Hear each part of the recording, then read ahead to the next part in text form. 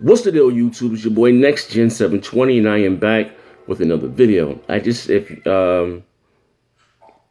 yeah, just if you're just seeing this video, check out my last video. I did a post review on the Vladimir Klitschko versus Tyson Fury. Like I said, there were a lot of fights on last night. This is my post-fight review on James Degale versus Lucian Bute. For those of you Canadian dudes out there that subscribe to my channel, Lucian Bute is a superstar in Canada, overseas, you know what I mean? Very talented dude. He lost two fights. I won't say back to back. I think lost the last two was four. He lost to Jane Pascal, and he lost to Carl Froch. Carl Froch actually knocked him out. But Southpaw, like I said, he can pack the house. Actually, James Degale just beat one of my favorite fighters, Andre Durrell. He got a knockdown on him. I'm a big fan of the Durrell brothers. Andre Durrell can box his ass off. He got caught with a overhand, I believe it was left, that knocked him down. I think that's what kind of won the fight for James Degale. But anyway, let's get on to this fight. The first 4 rounds, James Degale first 3-4 rounds, James Degale kind of hopped on Lucian Bute. Made him a little gun shy at first, outworked him, out hustled him. I don't know if James Degale got tired or Lucian Bute said, you know what, fuck it. Let me just balls to the wall. People are already counting me out. Now listen, this is not a fight that James Degale had to take. They offered him double to come to Canada to fight Lucian Bute. But I believe the purse was like $5 million. And that's like huge for your second, your first defense of a title. You're not even a household name to get $5 million. Sometimes you got to take the show on the road.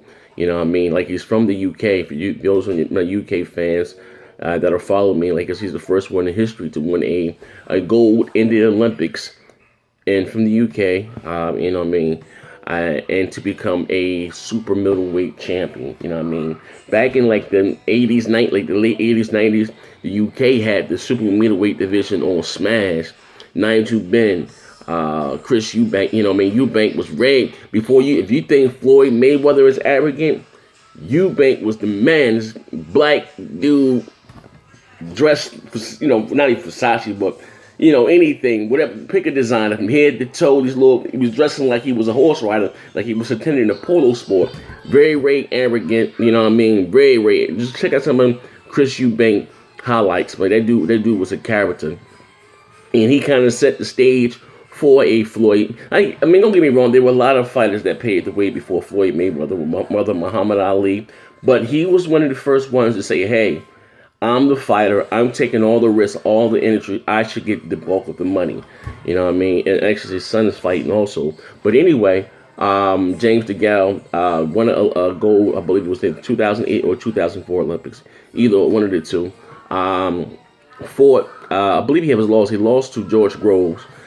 They were like heated rivalries in the UK. He's a well-known name in the UK. I mean, he's trying to build his brand. It's one thing. Here's the thing, you know what I mean? Because whether you like it or not, you can have a huge following in your country. Like look at the Klitschko's. You know what I mean? People don't care for his style over here in America, but he sells out in Germany. You know what I mean? But like you said, to make it in America, I mean, you make it anywhere. Like Pacquiao, prime example, big success overseas, in Thailand, but no one knew him till he came to the States in his first, not say his first big fight, but his first, mega star fight is when he beat Oscar. Then everybody became like a household name. Don't get me wrong, Oscar De La Hoya was a former shell of himself. I think he had to come down to 144. You know what I mean? Oscar was old, but Pacquiao went and beat the shit out of him. So then people start to know who the hell is, Manny Pacquiao, but that's no story in its entirety. But anyway, so, James Degale went to Canada. Like I said, I believe he received about $5 million. And in the first 3-4 rounds, he hopped on Lucian Bute, you know what I mean? Overworked him, you know what I mean? Me personally, I can see the fight even maybe being a draw because later on rounds, Lucian Bute started to come on strong. I think what the issue with the problem is that Lucian Bute was trying to pick his shots. Instead of letting his hands go, stop aiming when he get him against the ropes, he just 1-2, aim for the chest, right here. You never get in the chin follow. Never really aim for the chin because you can move the head. But if you aim for the chest right here, you know what I mean? You can't slip in your body. He should have been just throwing that straight left. Well, he's a southpaw.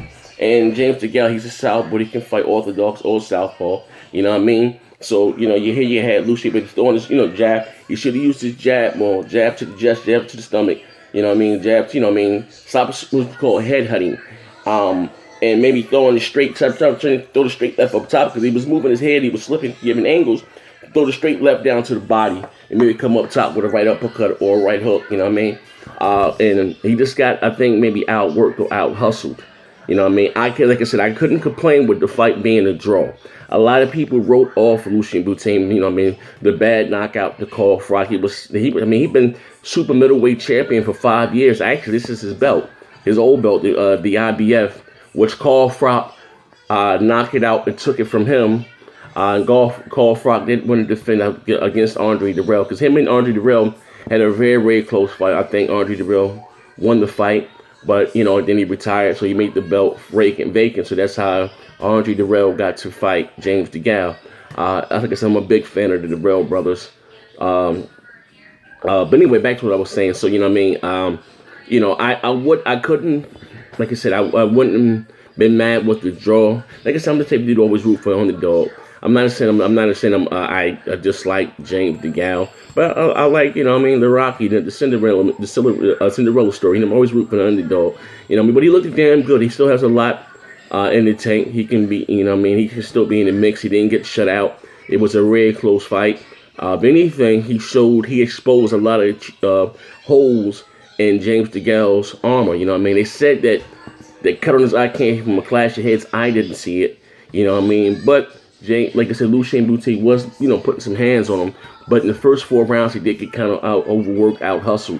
James Degale, Lucian Bute landed a couple vicious body shots. I think it was an uppercut once, and he let him off the hook. So a lot of times, that's why it's important to have your trainer there. You know what I mean? Because a lot of times your trainer will see things that you don't see. You know what I mean? And vice versa. You might be in the ring, your trainer say, do this, throw the right hand, throw the jab, and all the jab come back with the hook, and you may not feel it.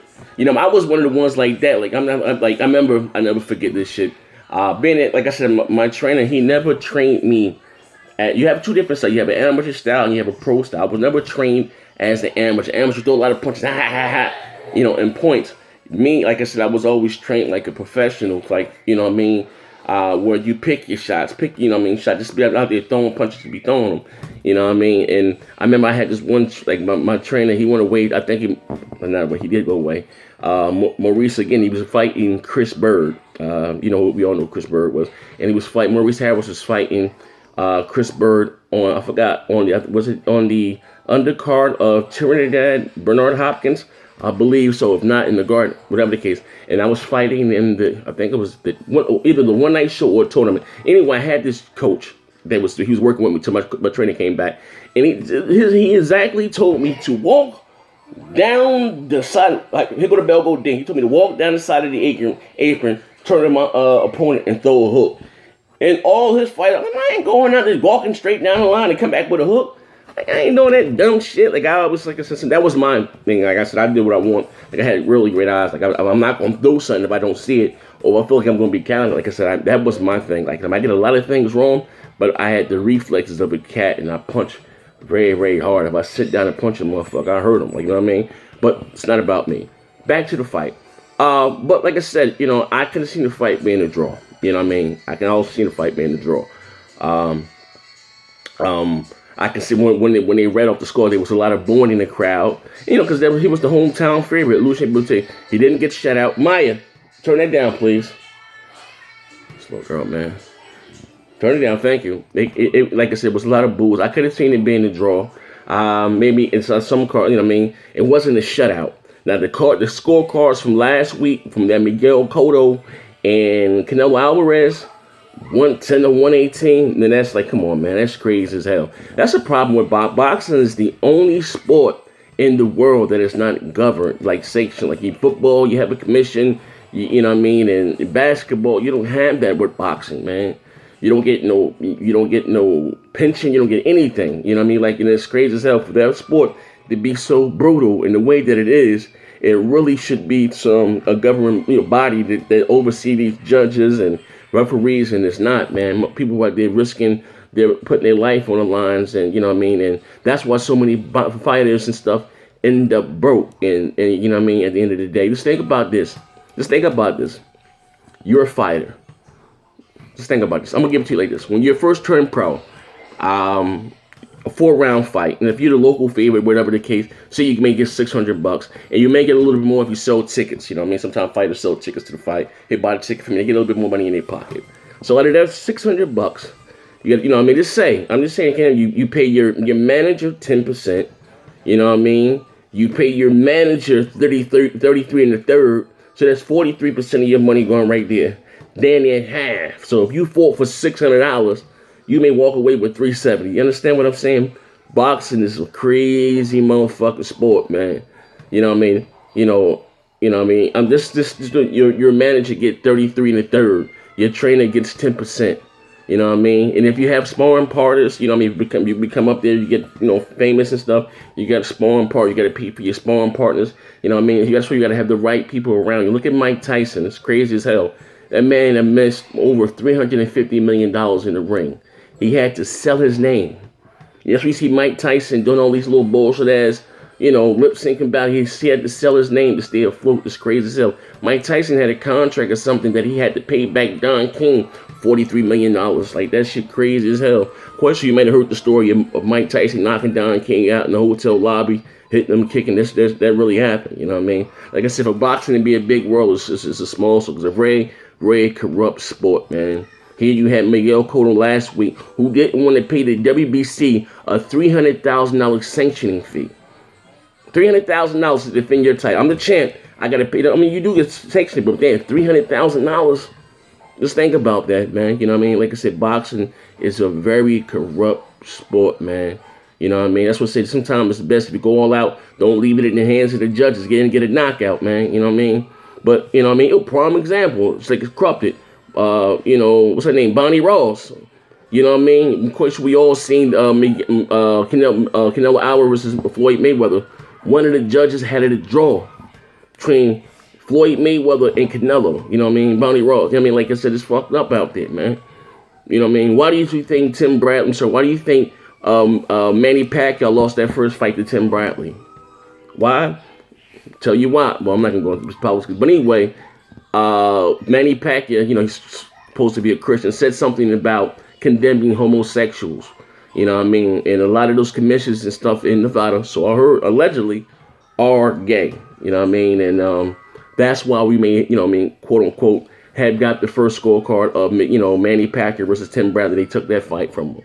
I'm just saying, allegedly, like I said, man, boxing is a very, very shady business. But back to this James Degale, Lucian Bute, good fight all around. If he may have let his hands go more, I believe that Lucian Bute could have pulled it off. Like when he had him on the road, just let his hands go. Forget what a punch in his arm, and just let his hands go. Saturday was working. Like I said, it was a good fight all around. And it is what I maybe do one more fight or whatever. I'm in a video making move, but this is your boy Next Gen 720. Check me out. Check out my last video. It is what it is. Bang bang.